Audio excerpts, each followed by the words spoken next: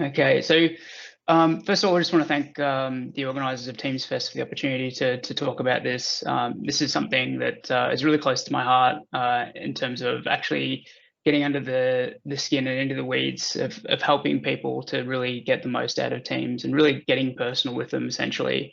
But not only just sort of creating something for them and then giving them to them, but actually going through the co-creation process with them, which I'll share with you today from a project that I worked on.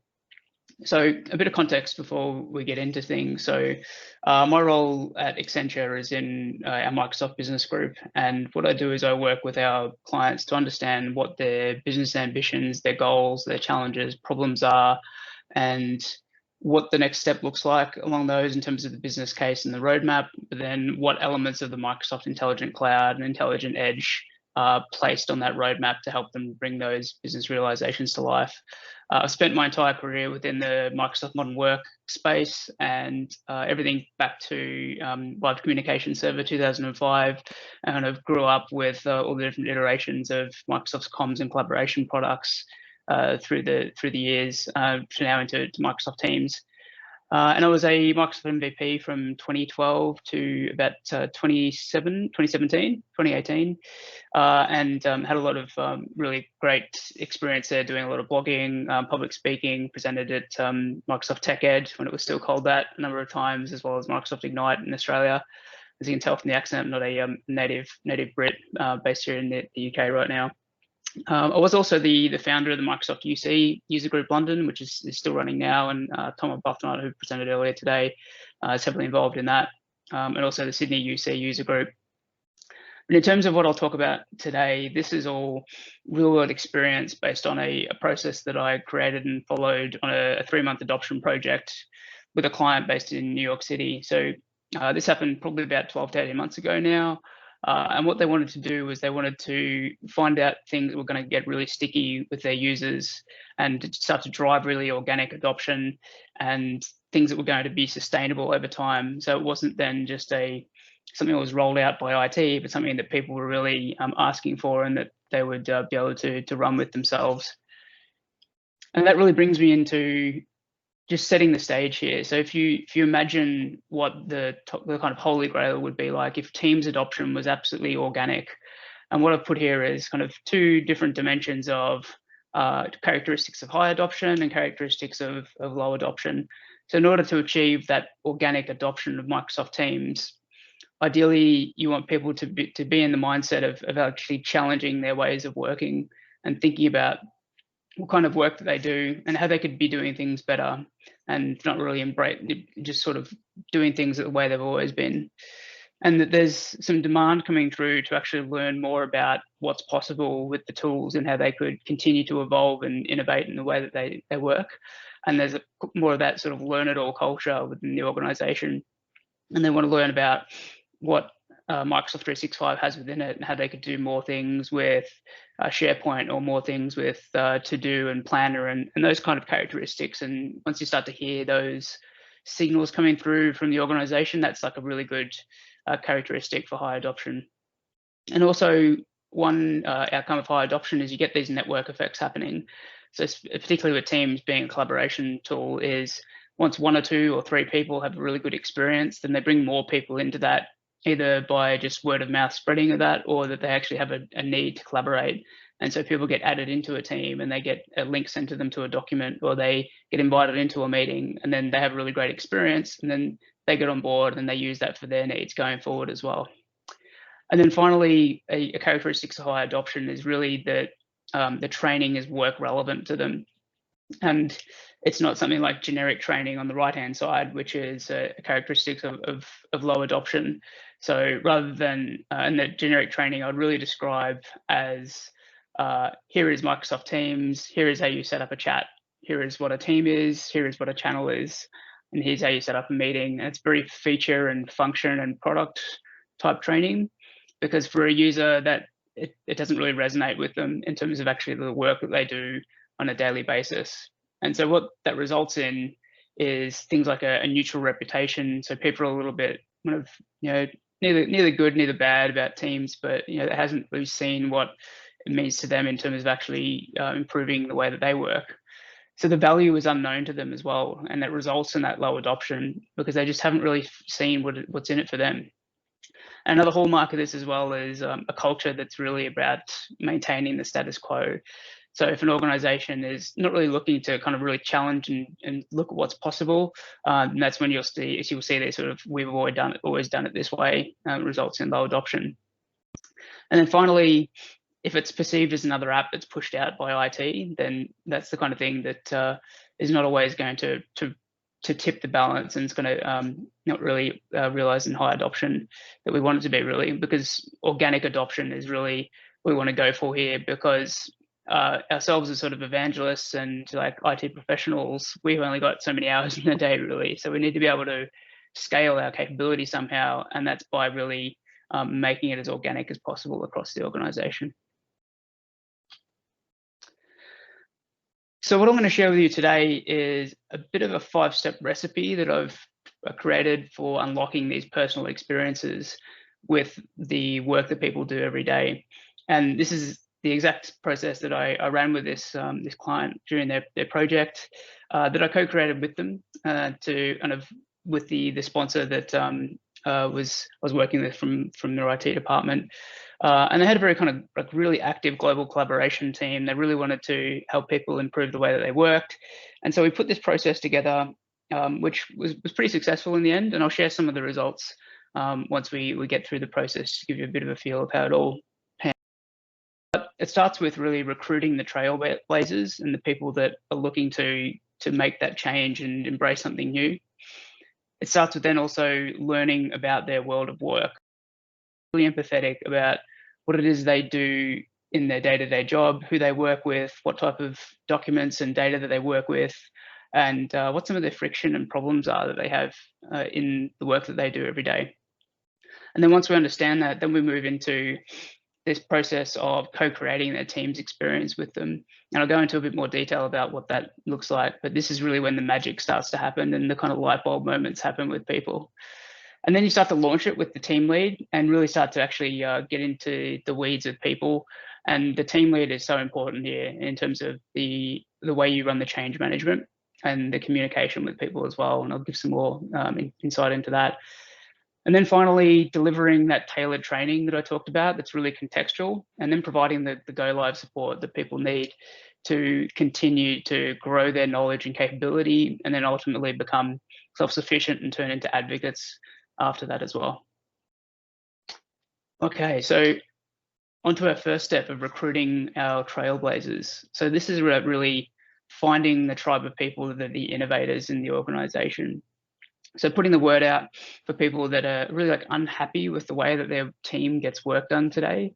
And that could be work they do within their team or outside of the team as well, with the rest of the organization, or with customers as well.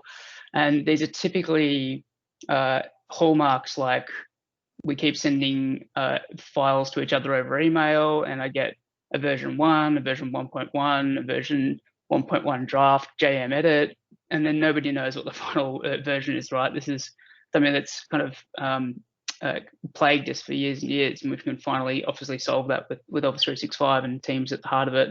So kind of really looking for where those problems are, collaborating, but also having the mindset that they know that there could be a better way.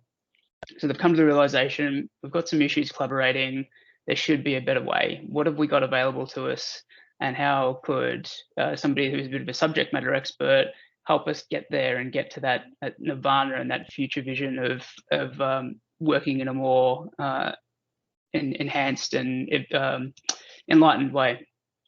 So what you want to really do here is find the friction of really kind of that spark of where people have gone, right, that's enough, we need to move on here, we need to find a better way, and the desire to actually make that change as well. And these are some bits that I've pulled out of the sort of ProSci ADCAR model here. So desire is a really key thing here. So people have got to want to move forward and make that change, because that's really what will lead to that sort of organic adoption. And then ensuring that the team lead is engaged here, because they are going to be a key proponent for you to ensure that people understand the value, it's communicated in the right way, and it's reinforced as well. And that also they're people that can then you can scale out, and the team lead can help others get on more about how they can work more effectively within teams. So the team lead is absolutely key here, and that'll be a theme through all these processes here. And so what we do is, once we've got those initial trailblazers recruited, is I ran an initial discovery meeting with them to really outline the journey and get some agreement and engagement up front to say, we are going to go through this process together. It's going to be emotional. We're going to go through it, and we're going to discover some things about each other. And there'll be some experimentation along the way. There might be some trips and falls, but we'll course correct. And at the end, we'll get to a point where your team will be working more effectively. You'll feel more fulfilled in the type of work that you're doing, and ultimately be more productive. So then from there, once we've recruited our trailblazers and we've run that discovery meeting, then what we do then is move on to getting into a real active empathy and learning about their world of work. And this is really about effective questioning of the type of work that team does. So as an example, I engaged with a finance team who were doing a lot of reporting on a monthly basis, and they were having to collect tons and tons of data. So what I had to do is really understand what it meant to be an analyst working in a finance function really quickly. And so I kind of built up that empathy and learned really quickly of kind of what people need to be effective and get their work done. And I think it was actually a really good experience to broaden my horizons sort of outside of being a technologist to actually understanding more of what other parts of the business did. So it was a good experience for me, but also helped me move this team forward. So what we did was got a workshop together to understand a typical day in their life, essentially. So looking at things like who do they communicate and collaborate with, be that inside the team, but also intra-team.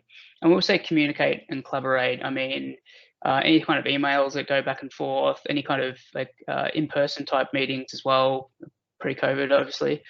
But any sort of contact, essentially, where there's a task that needs to be done, and I need to go out and connect with people, gather their input and their insight and data, get their feedback, maybe merge in their changes, and then move that task forward through a defined process the team executes. And then from there, what we can start to do is, once we understand a bit more about the kind of work they do, we can start to categorize it for them. And this takes a bit of self-awareness and some mindfulness on behalf of the team lead and the delegates that they bring with them into this discovery process, to actually think about, well, all those emails that we send about that particular report, what would we categorize that at? Would we describe that as just a execution task, or is that a set monthly reporting thing that we do all the time and the vast majority of the team are involved? And so once you can kind of categorize those out, this is really key to the basis of the topics that people work on, and gives you a bit of an idea of what their channel structure will look like in the future. And we move into that in the next step around the real co-creation of the experience, because really, in my view, and from this experience, that was really at the heart of it. And once people look at teams and they see how channels get set up, then they get this kind of light bulb moment and they go, oh yeah, I know that I do that work. So you get the question of, oh, so does it mean that we all have conversations in there about that kind of work? And they really start to get it organically, which is what we're going for here. And asking about things like the files and data that they commonly receive, create, and share. And it's key to understand the whole life cycle here. So the types of files, so whether they are PowerPoint docs, Word docs, Excel, a lot of PDFs, like if it's a creative team, are they using things like InDesign, InVision, video creation, all these kind of things, to really understand what that looks like, because then that'll give you an idea of, okay, what does SharePoint need to look like and OneDrive need to look like for this team in order for them to get value out of things like co-authoring and offline access and things like that of the data that they need, because it's important to understand this up front so you position it properly with the team. We did have an issue with one of the teams where they all of their data was moved from a network file share and into SharePoint, and they didn't really understand why it didn't work like it did in the last time when it was on a file share. And things like OneDrive wasn't set up to synchronize the library down properly, and they were using Teams just as a way to access files, and they didn't understand that it was the place to communicate and collaborate. And so really setting the scene with people properly is important to understand kind of they understand what the purpose is and what the intent and the vision is for embracing this new way of work. And then also looking at things like kind of meetings that they're having today, be that recurring and ad hoc. So if they've got things like a daily stand-up call, or they've got a weekly check-in with their customer, or they've got a like a monthly leadership update they need to give, and kind of documenting those out and who they're with as well. So if they are with leadership, with customers, and then that can kind of give you a feel of which of these meetings are going to be the best candidate for us to start to put those into teams. And be those a private meeting or they actually happen in a channel meeting as well. You start to get a bit of a picture in your mind of what this experience will look like for them, and you can start to craft out the user journeys before you move into the next phase around co-creation. And then also discovering things like the apps and tools they use every day. So this could be things like Salesforce, Marketo, Dynamics CRM, or Dynamics Sales and Marketing, as it's known now, and any other things like that if they use like Jira or Confluence, things that could be integrated into the team's channel structure, either as a tab or a connector, or potentially even a bot as well. And just these little value adds that you could show how Teams does become the hub for teamwork when you bring all the apps and tools that they use every day into that one place to get work done. And then finally, looking at how they use their phone at work today and who they are calling. So if they are regularly making calls or receiving calls from customers, or if they do things like have an internal hotline or a help desk, particularly things like HR, finance, those sort of corporate functions, will be taking calls from other employees. And so looking at how we could accommodate those within Microsoft Teams, like things like setting up a call queue, and then once it's available, have that call queue come straight into a channel so you can track all that activity and things like that. Because really what we're looking to do is bring together all of these different communication, collaboration experiences and tools that people use today, and really make Teams the center of gravity for all of that. So then once we've had this real kind of big active empathy and we've learned about their world of work, we can then start to move into actually bringing it to life with that team and starting to co-create their experience with them. And the first thing we do is take a bit of time yourself to understand their as-is situation right now, of all that we discovered in the previous workshop, and then start to envision in your own mind of what that to-be state will look like.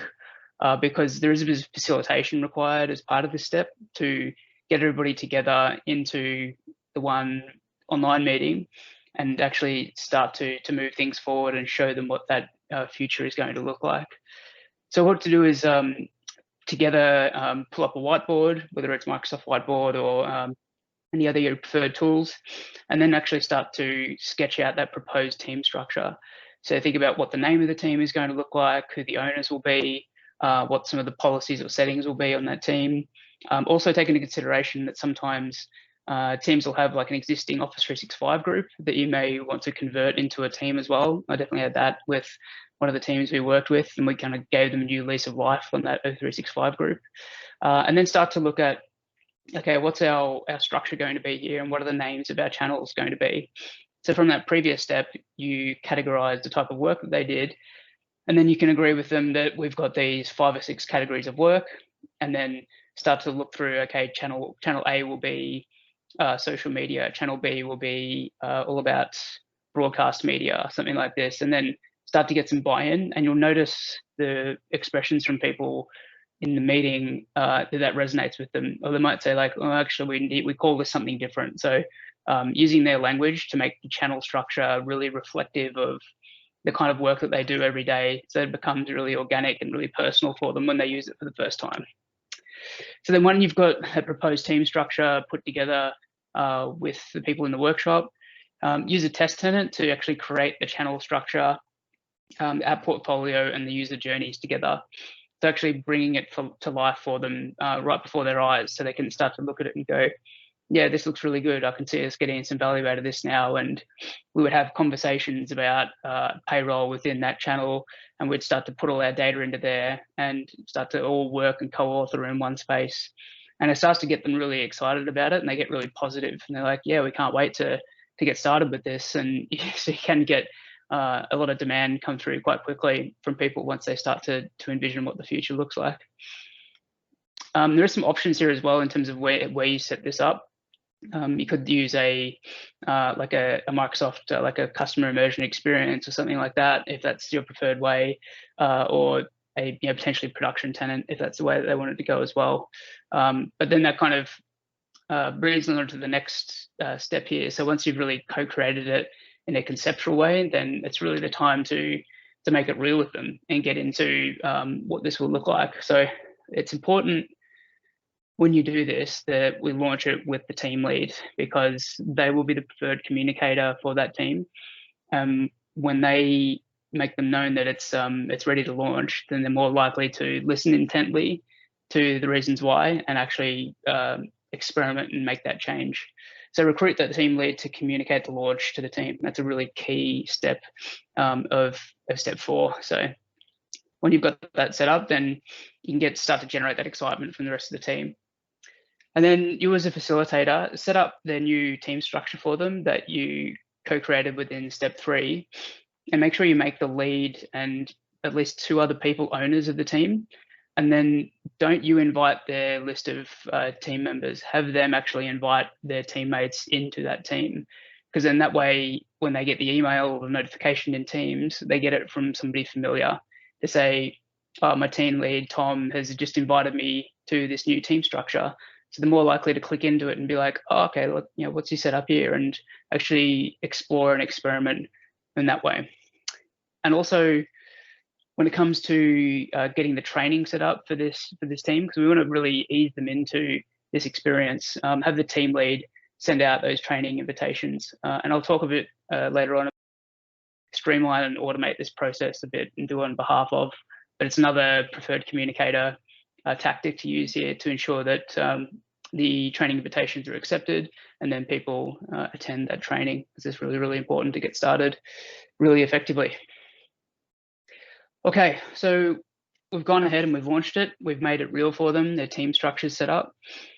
The final step of the process that we go through now is really getting into the nuts and bolts of personalizing their knowledge and their ability here and starting to reinforce it with them. So now's the time to really deliver tailored training and then go live support post that couple of days there. And so what I did here within this session was, through understanding more about the type of work that they did, I was able to get everybody together and then conduct real day in the life of type training using the language that they use, and work through those user journeys that we co-created with the team lead and the others that had come through to produce this with us.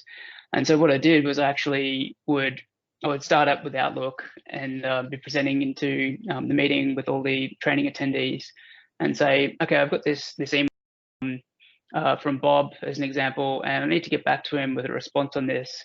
So rather than reply back to the email, I would then escalate into a chat within Teams. He would give some more context, and then we'd jump over into the channel within Teams. And I'll give a bit of an insight of, here's how the channels are set up, and this is the types of topics of work that you do. And then have it preloaded with some conversations and some files and tabs and things already, so that people can get a feel for what it would be used for.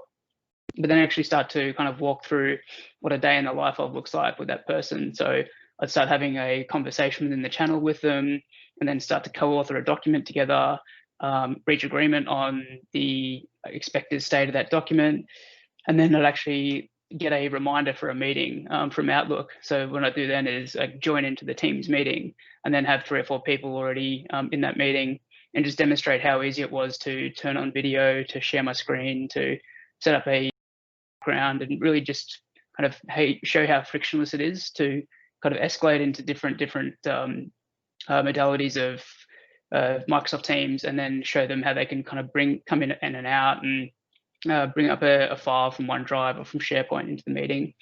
And then sort of really always like using their language here so that it's super contextual for them and it's relevant, because we could also remember that some people might be early adopters of tech and they might be really innovative and keen to do it. But other people will maybe not have experienced something like this in their careers. So keeping it really grounded in the language that they use, the way that they work, is what helps you build that rapport and common ground with people.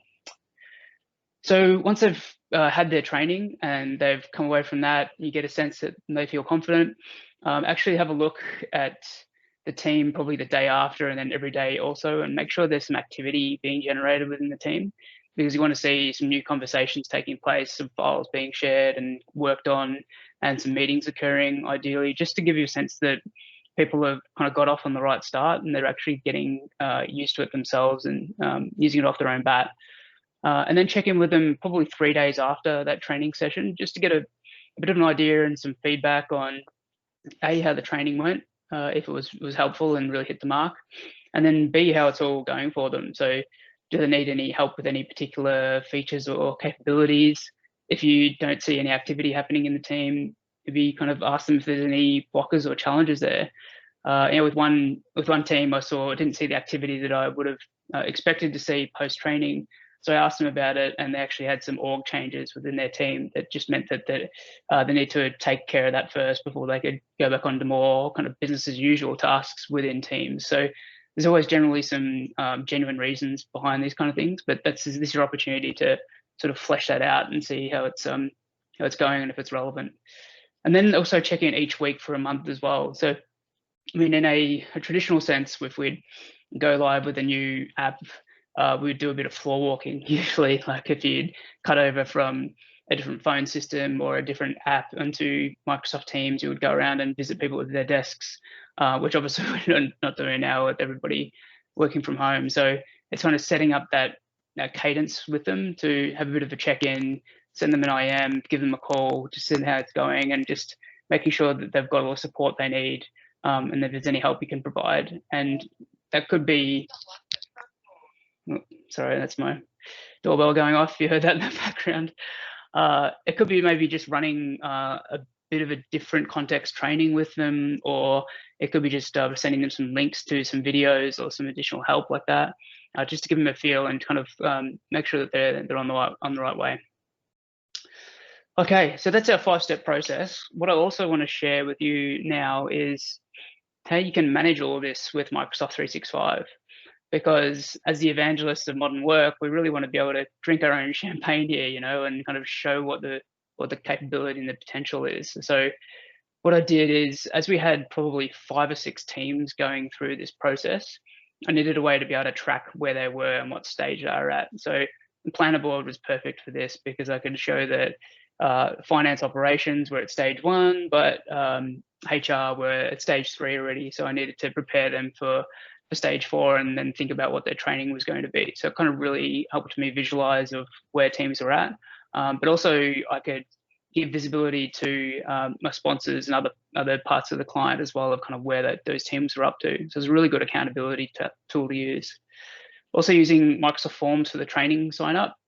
So sending people a link, and then they can actually select their preferred date from what's available in there. And then it's just really simple to manage all of that. And then using things like Power Automate to pull the forms responses into a SharePoint list. So you can see all of your training attendees and what date that they're booked for, their email address, their manager, all those kind of attributes that come straight out of Active Directory. You can pull those into a SharePoint list and then do some really useful things with it. And then using Power Automate as well to actually schedule the training sessions. So the last thing that you want to be doing is just manually going through the Outlook GUI, setting up training sessions and meeting requests and things. So actually using Power Automate to send those out on behalf of the team lead with a Teams meeting pre-populated in it. And then it's set up and ready to go, and you don't have to worry about it then. You can really kind of streamline the whole process. And then finally, in terms of tracking what the results were and what the growth and adoption was, obviously Power BI is perfect for this. So you can use the inbuilt adoption and usage reports that come in Microsoft 365 to pull those Microsoft Teams stats out and then visualize them in a really easy to use dashboard and report. So then in terms of what this looked like, what was the outcome? What were the actual results? So across the 150 people in the pilot group, we saw a 90% plus increase in the use of Teams. And then across their entire office, which it was about 1,000, 1,200 people, we saw a 30% increase in the use of Teams just by virtue of that kind of network effect and virality as well. And the fact that there were kind of more people talking about Teams, and I was walking around and it was all that I was talking about as well. So you kind of just get that sort of like a secondhand increase as a result of going deep with a subset of people. And the adoption was sustained over time as well. So we saw that it didn't decline afterwards. It only kind of it only increased as people started to see more ways they could use Teams. They had more conversations. They were doing more of their work in Teams. And we're through this process as well, because we had the team lead engaged. They took ownership for it, and they really took responsibility for the future of how their team worked and what it is they were going to do to move that forward and challenge some of their typical principles and ways of working. And this also had a bit of a positive side effect where those leaders told their other leaders, so peers within their group within the organization. And so they were more keen to try it out, and they approached about could they come into this program and go through the process as well. And so they've spent the time to look into this process. They're actually more invested to give it a go and then improve on it over time. And then also, obviously, kind of that word of mouth as it occurred happened as part of the positive experiences. And then finally, through all the kind of work that we do, we want to make sure that our sponsors and the people that have facilitated this for us, they see success as well. So our sponsors in IT that made it all happen were heroes as a result. So it meant that kind of everybody had a bit of a win all around as a outcome of this process.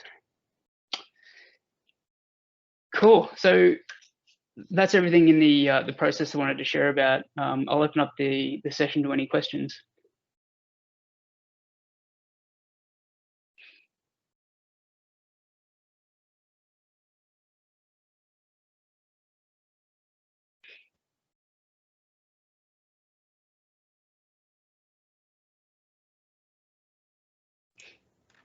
Yep, there's a question.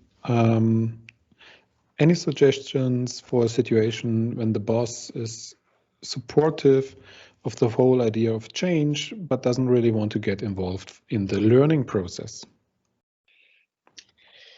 Yeah, that's a tricky one. I think I did have this happen during this project, and the boss was really supportive about it, but didn't have the time to be able to get involved. So I think asking for an empowered delegate to work on behalf of that boss would be a good first step. Somebody who understands the processes of the team and has a bit of the influence and has this the blessing of the boss as well, who can kind of work with you and move things forward. But I would probably suggest maybe just having like a weekly check-in with the boss to give them an update on how it's going. And then that gives you an opportunity to make any requests to them of what you need to be successful with the team. So that's probably the suggestion I'd make.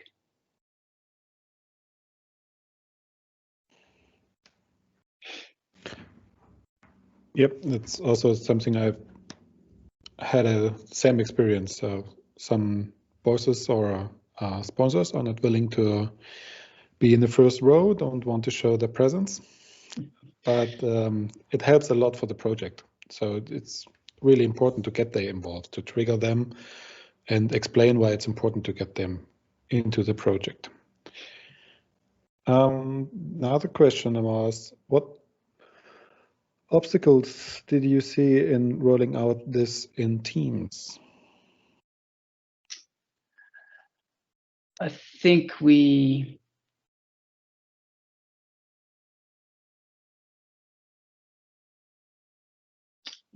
this organization was going through a transition from Skype for Business to Teams at the same time. So we did have some challenges juggling some of the training at the time, where we were actually running some of the training in Skype for Business, but then also presenting in Microsoft Teams. and obviously getting the devices and everything kind of right within that was a bit of a challenge. But I think that was probably the biggest thing. But Teams is a sort of a net new thing for them in a lot of ways. But there were some current states that we needed to transition into, like the Office 365 group that we converted into a team, or some organization or some parts of the company were using SharePoint already in some ways and means. So we had to bring those artifacts into Teams as well. That's probably just what I'd share. But I think nothing really else challenging in terms of using Teams to run this process.